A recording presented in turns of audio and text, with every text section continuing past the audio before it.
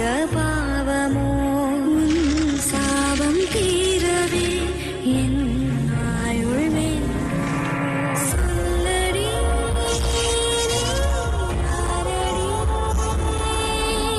யாரடி மோகினி.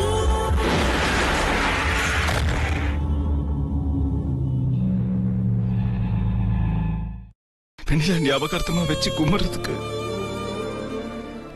அவளோட ஒரு போட்டோ கூட என் கையில இல்ல. அண்ணே என்கிட்ட இருக்குண்ணே, உடனே பெருசு பண்ணி நான் கொண்டு வரேண்ணே. இதே வீட்ல நாளைக்கோ நாளை மறுநாளோ என் கல்யாணத்துக்கான விதைய போட போறேன். அதுக்கான வேலைகள் தான் இப்ப அப்பா பண்ணிக்கிட்டு இருக்காரு.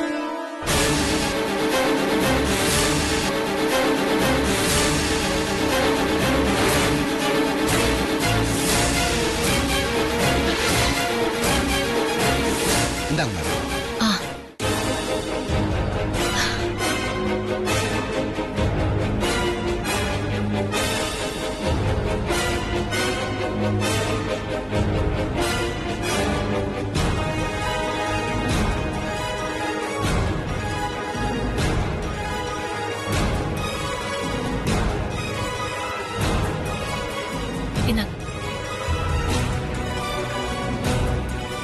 சார், நான் கல்யாணம் நடக்கலன்னு தெரியாமலேயே டாக்குமெண்ட்ஸ் ரெடி பண்ணிட்டேன். நம்ம ட்ரஸ்ட்ல முத கல்யாணமே உங்க 2 பேர் கல்யாணமா இருக்க என் மனப்பூர்வமான வாழ்த்துக்கள்.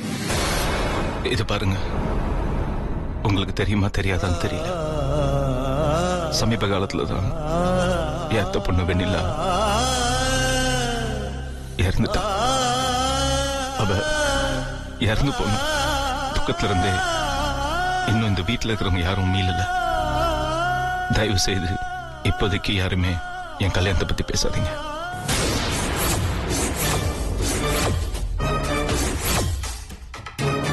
சாரி சார், அப்ப நாங்க கிளம்புறோம். இந்தாங்க மேடம். தேங்க்ஸ். ரெஜிஸ்ட்ரேஷனுக்கு ஃபோன் பண்றேன், வந்துருங்க மேடம். வாங்க சார்.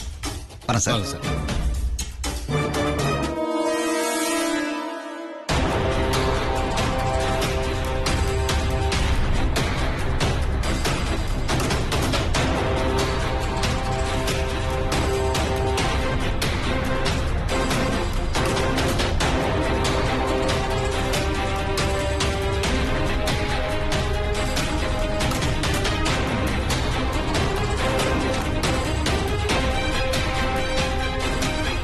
பாத்தீங்களாப்பா, ஸ்வேதா முத்தரசன் இதுல கையெழுத்து போட்ட மாதிரி சொத்து பத்திரத்திலையும் கையெழுத்து போடுற நாள் வெகு தூரத்துல இல்ல.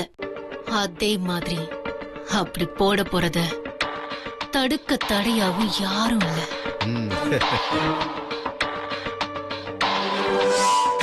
ஸ்வேதா முத்தரசன், ஸ்வேதா முத்தரசன், ஸ்வேதா முத்தரசன். பாத்தியா? ஏய் சித்ரா, என்ன இன்னும் கடல் ஆழத்துல ஜாலியா ஸ்விம் பண்ணிட்டு இருக்கியா? ஆமா, உனக்கு பிடிச்சிருக்கா? ஓ செல்ல வெண்ணிலா செத்து உன்னை தேடி வந்தாளா இல்லையா? வந்ததும் சொல்லி அனுப்பு. அவளுக்கும் ஒரு பாட்டில் சமாதி கட்டுறதுக்கு தான் உன்ன மாதிரியே காத்துக்கிட்டு இருக்கேன். பாத்தீங்களா, நம்ம எல்லாரையும் படுத்தி எடுத்துக்கிட்டு இருந்து இடம் தெரியாம போன சித்ராவை பாத்தீங்களா? ஆமா ஸ்வேதா, இனிமே திரும்பி வரவே முடியாத இடத்துக்கு போயிட்டா. சித்ரா, இது என்னன்னு பாத்தியா? ஸ்வேதா முத்தரசன் கல்யாணம் நடக்காமலே நான் கையெழுத்து போட்ட ட்ரஸ்ட் டாக்குமெண்ட். வெண்ணிலா பேர்லயே ஒரு ட்ரஸ்ட். அத வச்சே எனக்கு தேவையான விஷயத்த சாதிச்சு காட்டிட்டேன். பாத்தியா? எனக்கு ரொம்ப போர் அடிக்குது சித்ரா, ஏதாவது பேசு. எத்தனை சவால் விட்ட. இந்த கல்யாணத்தை நடக்க விட மாட்டேன், வெண்ணிலாவை கொள்ள விட மாட்டேன், இப்படி லைனா எத்தனை சபதம். இப்ப என்னாச்சு? உன் சபதம் எல்லாம் தூள் தூள் தூள். நான் இந்த டாக்குமெண்ட் எப்ப ரெஜிஸ்டர் பண்ணாலும் எனக்கும் மாமாவுக்கும் கல்யாணம் நடந்த மாதிரி தான் கணக்கு. இப்போ இந்த ஸ்வேதா யாருன்னு, இந்த ஸ்வேதாவோட கணக்கு என்னன்னு என்னமோ சொன்ன, கல்யாணத்தை எப்படியும் நடக்க விட மாட்டேன்னு. இப்போ இதே வீட்ல வச்சுதான் ஸ்வேதா முத்தரசன்னு நான் கையெழுத்து போட மாமாவைய தலையாட்ட வச்சு. இனிமே மாமா தஞ்சாவூர் தலையாட்டி பொம்மை மாதிரிதான். நான் சொல்ற எல்லாத்துக்கும் தலையாட்டிக்கிட்டே இருப்பாரு.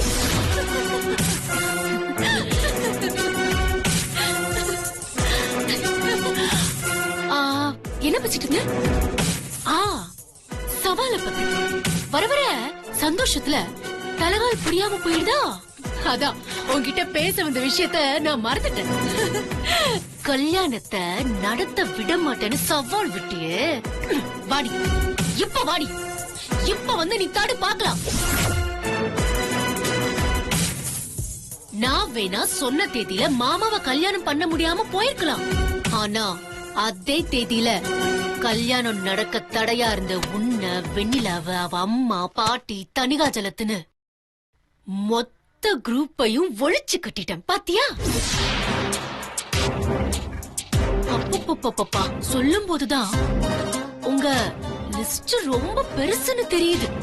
உங்களுக்கு கூட அங்க மெஜாரிட்டி ஜாஸ்தி ஆயிடுச்சு. பாத்துமா, உனக்கும் கட்சி ஆரம்பிக்கிற எண்ணம் வந்துட போகுது.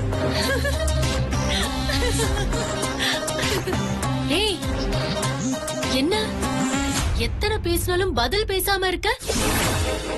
இப்ப வா, என் முன்னாடி வா. நீ போ, என்ன சவால் வேணாலும் விடு. நீயா நானும் பாத்துருவோம். ஏய் வாடி சித்ரா. ஏய் மருது, இவள வர சொல்லுங்க. எத்தனை நாள் அழ வச்சிருப்பா, இப்ப என்னாச்சுன்னு பாருங்க. சொல்லுங்க.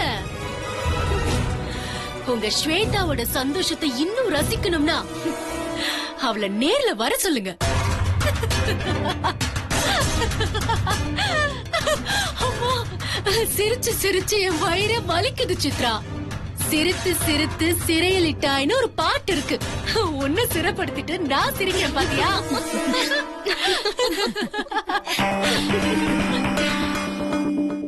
எஸ்.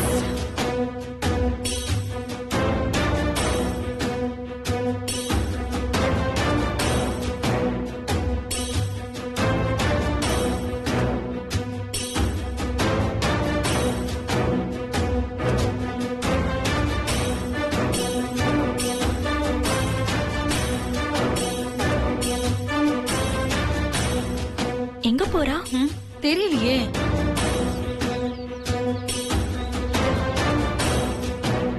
என்னம்மா எங்க போற? சொல்றேன்பா, வாங்க. ஏய் புடி.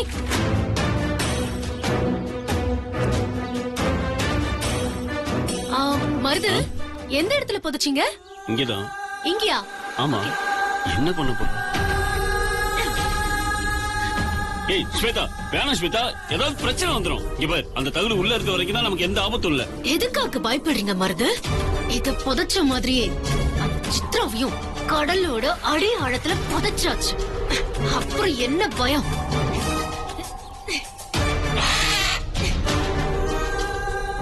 அப்படியே அவ வந்தாலும் அவளை நாமளே விட நினைச்சாலும் அந்த வர்மா விட மாட்டாரு. அவளை ஒழிச்சு கட்டியே தீர்வாரு. அப்புறம் நாம எதுக்காக தகடுக்கெல்லாம் பயப்படணும்?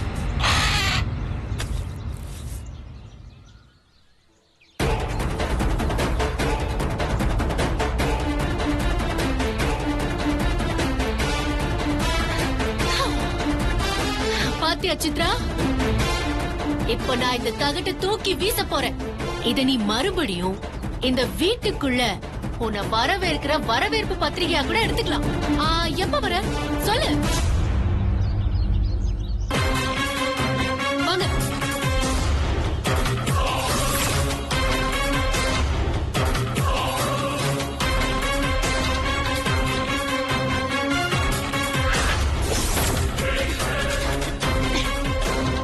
என்னம்மா ஸ்வேதா, கையெல்லாம் மண்ணாகுது பாரு. ஆகட்டும்பா. என்னை எதிர்த்து எல்லாரும் மண்ணோட மண்ணா போன சந்தோஷத்துக்கு முன்னாடி இதெல்லாம் பெரிய விஷயமா என்ன?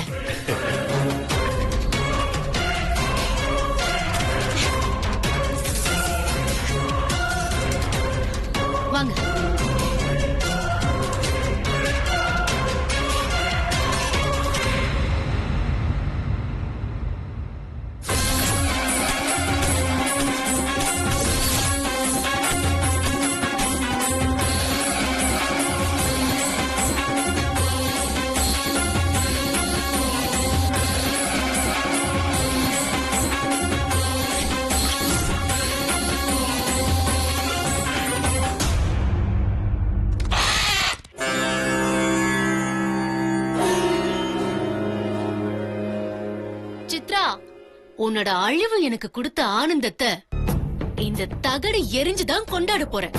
இனிமே உனக்கு இந்த வீட்டுக்குள்ள வரத்துக்கு எந்த தடையும் இல்ல. ஆனா வரத்துக்கு தான் பாவம் நீ இல்ல. அப்படி வந்தா உனக்கு அதிர்ச்சி தான் காத்துக்கிட்டு இருக்கு. ஏன்னா நீ உதவி செய்யறதுக்கு அந்த வெண்ணிலாவும் இல்ல. உனக்கு மறுபடியும் காத்துக்கிட்டு இருக்கிறது ஒரே ஒரு வேலைதான். அது எனக்கு சாமரம் வீசுறது. ஆமா, இந்த வீட்ல நானு மகாராணி மாதிரி உட்கார போறேன். எனக்கு 15 சாமரம் வீசி உத்தரவு மகாராணின்னு சொல்லு. எனக்கு தோணுன வேலைய நான் சொல்றேன். நான் காலால சொல்ற வேலைய நீ தலையால செஞ்சுட்டு ஓடி போயிடு. இனி இந்த வீட்ல ஸ்வேதாவோட ஆட்சி தான் நடக்க போகுது.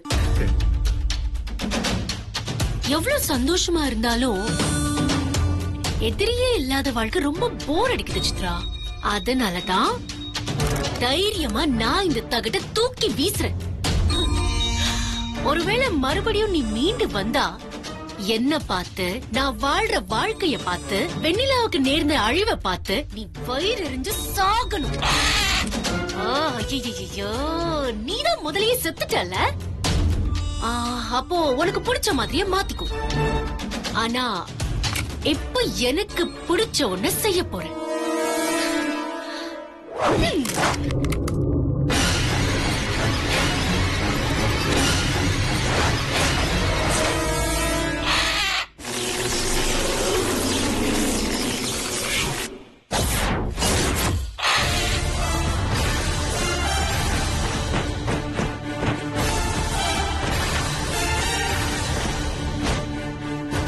நீ வரப்போற நாளை எதிர்பார்த்து காத்துக்கிட்டு இருக்கேன். Good bye.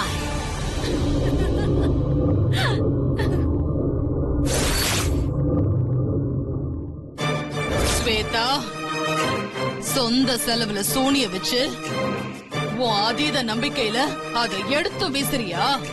உன் வாழ்க்கையில நீ செஞ்ச பெரிய தப்பு இதுதாண்டி. இதுக்காக நீ ரொம்ப வருத்தப்பட போற.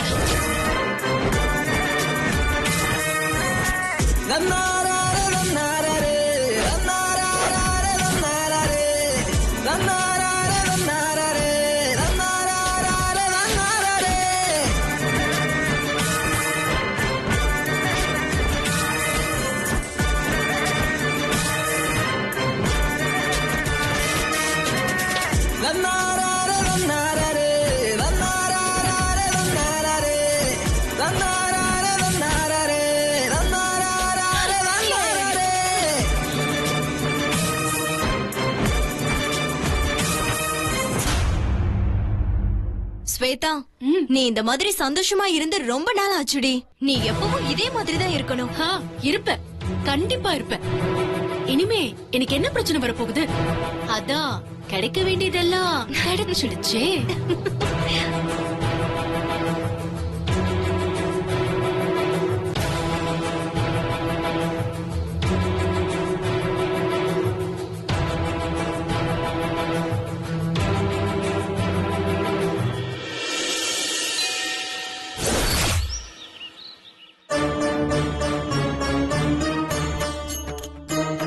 அத்தா, உன் மனசுல நீ என்னதான் நினைச்சிட்டு இருக்க? நானும் வெண்ணிலாவும் உன்னைதானே மழை போல நம்பிட்டு இருந்தோம். அந்த அப்பாவி பொண்ணுக்கு விரதம் இருக்கிறது, வேண்டுதல் பண்றது, அதை நிறைவேற்றுறதுன்னு இத தவிர வேற எதுவுமே தெரியாதாத்தா? இப்போ சாமியார் அவ இருக்கான்னு சொல்றாரு. ஆனா இந்த உலகம் அவ இல்லன்னு சொல்லி ஒரு பொணத்தையும் காமிச்சு அதை எரிக்கவும் செஞ்சிடுச்சு. எது நிஜம்னு எனக்கே புரியலாத்தா. ஏன் இப்படி உன்னை நம்பி இருக்கிற அவளைங்களை இப்படி சோதிக்கிற? உனக்கு என்ன வேணும்? நாங்க கஷ்டப்படுறதுதான் வேணுமா? பதில் பேச மாட்டல? அப்போ இறந்து போனது வெண்ணிலாதானா? உன்னையே நம்பி இருந்த அவ கிணத்துக்குள்ள விழுந்து சாகுறத நீ வேடிக்கை பாத்தியா? உன்னை கும்பிட்டதுக்கு எங்களுக்கு கிடைச்ச பலன் இதுதானா? அப்போ நீ என்ன சாமி? உன்னை எதுக்காக நாங்க விரதம் இருந்து பாலாபிஷேகம் பண்றது உனக்கு பிடிக்கல, அதனால தான் எங்களே பலியா கேக்குறியா? உன்னை நம்பின என் குழந்தைய பறிச்ச, என் உயிர் மாதிரி நினைச்சு என் வெண்ணிலாவை இப்ப பிரிச்சுட்ட. நீ அந்த உலகத்தை ரட்சிக்க வந்தவ இல்ல. எல்லாமே போய், எல்லாருமே போய் சொல்றாங்க. நீ சாமி கிடையாது, நீ போய். நான் நம்ப மாட்டேன். இத பாருமா, அம்மன் சன்னிதானத்துல நின்னு அப்படியெல்லாம் பேசக்கூடாதுமா, தப்புமா. அப்போ சாமி மட்டும் தப்பு பண்ணலாமா? அவளை நம்பி இருக்கிற எங்களுக்கு ஏன் எல்லாமே தப்பா நடக்குது? என் கண்ணுக்கு எதிரிலே கெட்டது செய்யறவங்க நல்லா வாழ்றத பாத்துட்டு, எல்லாருமா அவங்களுக்கு அடிபணிஞ்சு நிக்கிறத பாத்துட்டு நான் எப்படி சும்மா இருப்பேன் சொல்லுங்க? இனிமேலும் தெய்வம்னு நம்பி இந்த ஆத்தாவை கும்பிட்டு பிரயோஜனம் இல்ல. அவ என்ன பழி வாங்கிட்டா. இனிமே எதுக்கு பூஜையும் புனஸ்காரமும்?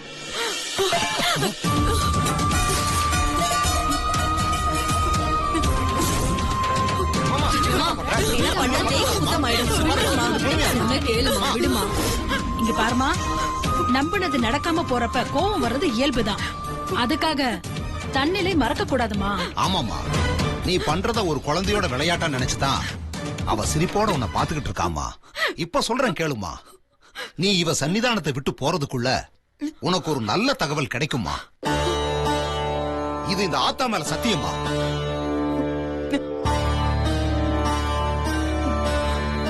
ஆத்தா, இவர் சொல்றது நிஜமா? நீ சொல்றது நிஜம்னா எனக்கு எனக்கு ஏதாவது ஒரு அறிகுறியை காட்டு. நீ காட்டாம நான் இந்த சன்னிதானத்தை விட்டு போக மாட்டேன்.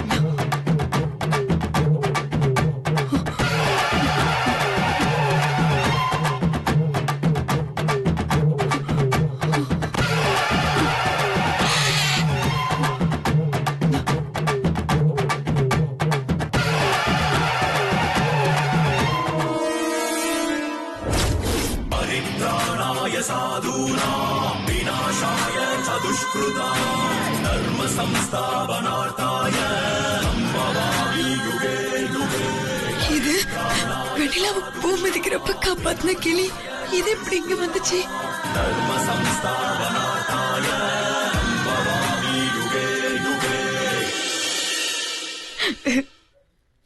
நீ அத்தனை கஷ்டப்பட்டு காப்பாத்தின வெண்ணிலா இப்போ இல்ல, இறந்துட்டா.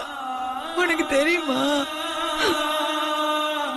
எரிஞ்சு காத்தோட கத்தா கரைஞ்சு போயிட்டா.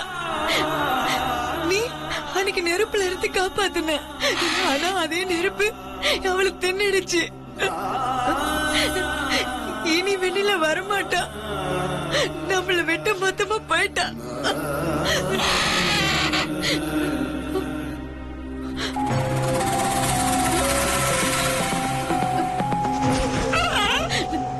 நீ என்ன சொல்ற? எனக்கு புரியல. என்னது? நான் வரணுமா?